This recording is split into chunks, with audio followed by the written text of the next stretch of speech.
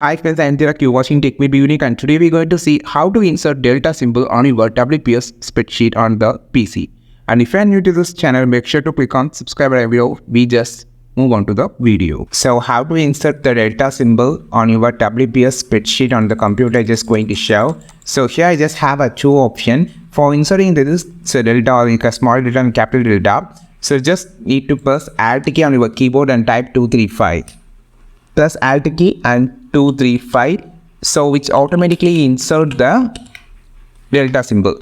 So the one way is you just need to press the Alt key and press 235. The second way is you just need to go to the insert option first, and then you just need to click on the symbol option and click on the more symbol option, and here just need to change this to the category and the subset to the basic Greek, and here you can find the delta symbol.